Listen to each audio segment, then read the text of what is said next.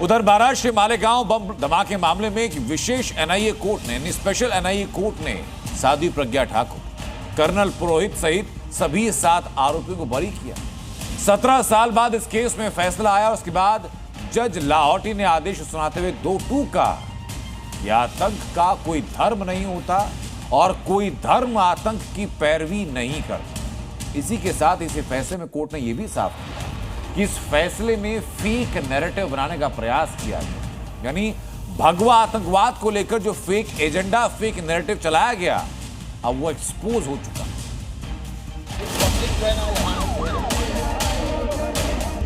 Hindu terrorism बढ़ाने का काम देख रहे हैं। आतंकवादी पकड़े गए हैं, सब संघ के कार्यकर्ता रहे हैं।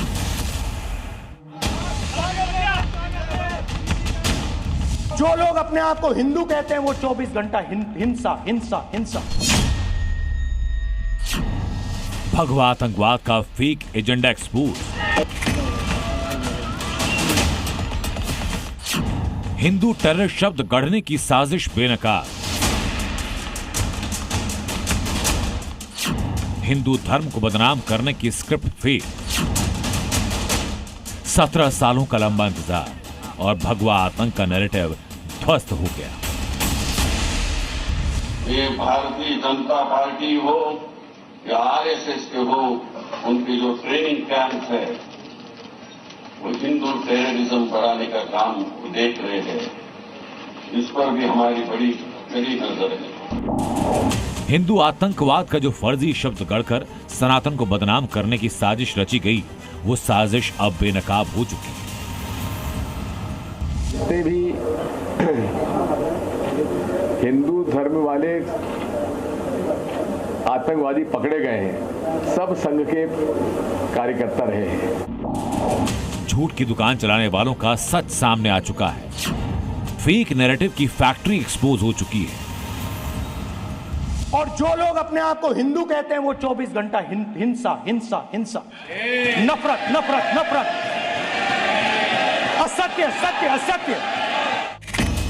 और सबूत है मालेगांव ब्लास्ट को लेकर एनआईए कोर्ट का फैसला, जिसमें जितने आरोपी थे उनको बरी कर दिया गया, जिनमें है प्रज्ञा सिंह ठाकुर, लेफ्टिनेंट कर्नल श्रीकांत पुरोहित, मेजर रमेश उपाध्याय, अजय राहिरकर, सुधाकर द्विवेदी, सुधाकर चतुर्वेदी और समीर कुलकर्णी।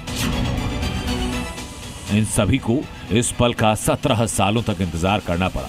मालेगांव ब्लास्ट केस में एनआईए की स्पेशल कोर्ट ने साध्वी प्रज्ञा ठाकुर और बाकी 6 आरोपियों को बरी कर दिया है।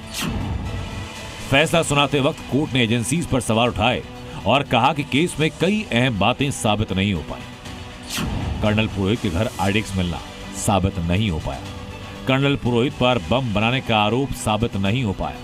धमाके में इस्तेमाल हुई बाइक साध्वी की थी, साबित नहीं हो पाया। फरीदाबाद में धमाके की साजिश थी, साबित नहीं हो पाया।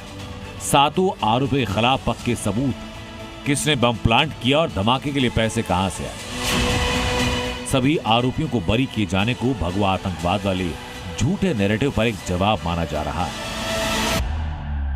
एनआईए के पास स्टेशन आया तो उन्होंने पाया कि जो विटनेसेस है उनको टॉर्चर करके उनसे 164 लिए गए हैं, एक्यूज से टॉर्चर करके उनसे कन्फेशन लिए गए हैं, कई सारे एविडेंस प्लांट किए गए हैं। जो हमारा एक्यूज था सुधाकर चतुर्वेदी, उसके घर पे आरडीएक्स प्लांट किया है एक एटीएस अधिकारी ने। वो गाड़ी पे भी वो बॉम्ब लगाया था, ये प्रोसिक्यूशन प्रूव नहीं कर पाई। एनआईए कोर्ट के फैसले से वो लोग बेनकाब हो चुके हैं जो मालेगांव ब्लास्ट में हिंदू आतंकवाद की नई शब्दावली कर रहे थे। कोर्ट के फैसले के बाद बीजेपी कांग्रेस को कटघरे में खड़ा कर रही है। कांग्रेस पार्टी की एक सोची हुई रणनीति थी, मैं आपसे कहना चाहता हूं, शुद्ध वोट बैंक पॉलिटिक्स के लिए।